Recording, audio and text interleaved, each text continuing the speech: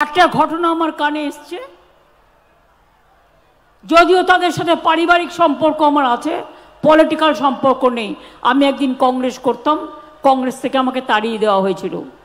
আমি তৃণমূল কংগ্রেস তৈরি করেছিলাম বাংলায় মা মাটি মানুষের আশীর্বাদে। আমি ভাবলাম গেটার ইন্টারেস্টে সবাই কাজ করবে। আমি প্রস্তাব দিলাম প্রথম, তোমাদের একটাও এমএলএ নেই, ঠিক আছে তোমার মালদার দুটো সিটে আমি দুটো সিট দিচ্ছি, আমি তোমায় জিতিয়ে দেবো।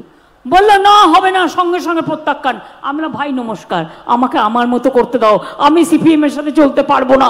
ওরা আমার মাথায় মেরেছে, ওরা আমার পায়ে মেরেছে, ওরা আমার কোমরে মেরেছে, ওরা আমার চোখে মেরেছে, ওরা কত মানুষের জীবন কেড়েছে, ওরা কাটরা মসজিদ করেছে, ওরা কি করেনি, একটার পর একটা অত্যাচার করেছে।